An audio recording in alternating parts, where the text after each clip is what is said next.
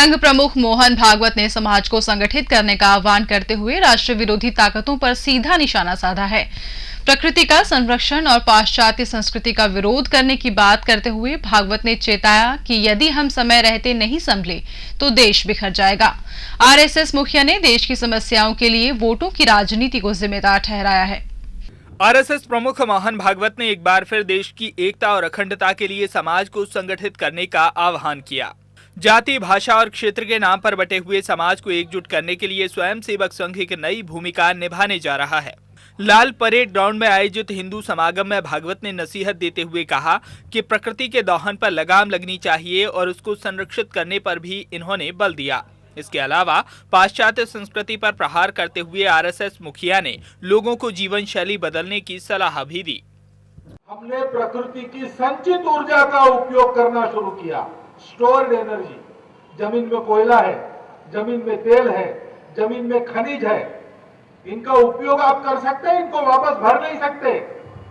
हमारे लोग की पूर्ति प्रकृति नहीं कर सकती और इसलिए वो भंडार समाप्त हो गए और उसमें उनके नष्ट होने से जो विषाक्त द्रव्य सारे पर्यावरण में फैल गए, उसका परिणाम है कि सृष्टि अब विनाश के कगार पर पहुंच गई है।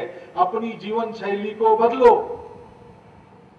सृष्टि का अंग बनकर रहो, उपभोग पर नियंत्रण, त्याग और संयम पूर्वक जियो।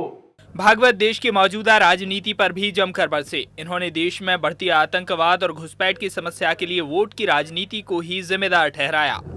घुसपैठियों को लाकर सीमावर्ती गांवों में बसाया जाता है। क्यों बसाया जाता है? अपने वोटर की संख्या बढ़ाने के लिए, अपने मतदाताओं को बढ़ाने।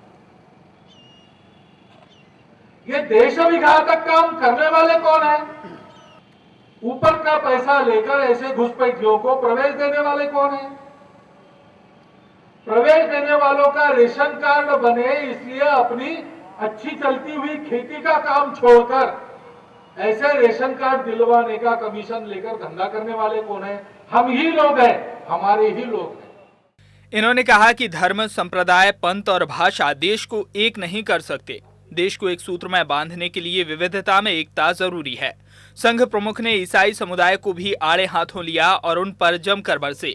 प्रेम और सेवा का संदेश देने के लिए सफेद चोगा, पैरों की उंगली तक आने वाला पहनकर जंगल जंगल घूमने लगे लोगों को तथाकथित देवों से बिछुड़ाकर अपने देव के पीछे लगाने लगे।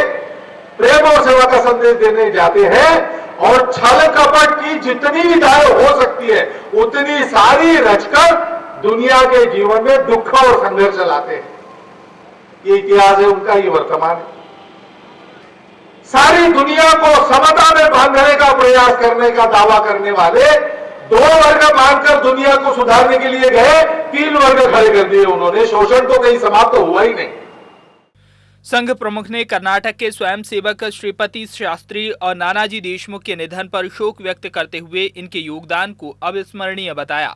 साथ ही इन्होंने कश्मीर मुद्दे पर पाकिस्तान को लताड़ लगाई। भागवत ने कहा कि आतंकवादी और उग्रवादी शांति वार्ता का फायदा उठाकर उसका उपयोग अगले हमले के लिए कर रहे हैं। संघ प्रमुख मोहन भागवत ने एक बार फिर देश में बढ़ती घुसपैठ और आतंकवाद के लिए भारतीय राजनीति को ही जिम्मेदार ठहराया है। संघ प्रमुख ने साफ किया कि जब तक वोटों की राजनीति देश में बंद नहीं होगी तब तक इन समस्याओं से देश को छुटकारा नहीं मिल सकता। साथ ही पाश्चात्य संस्कृति पर प्रहार करते हुए भागवत ने कहा कि अगर देश की जीवन शैली बचानी है तो पाश्चात्य संस्कृति से लोगों को दूर रहना पड़ेगा और साथ ही सहज और सरल जीवन जीने के लिए लोगों को प्रेरित किया है। डीजी न्यूज के लिए कैमरामैन अजय मैथिल के साथ सुनील श्रीवास्तव।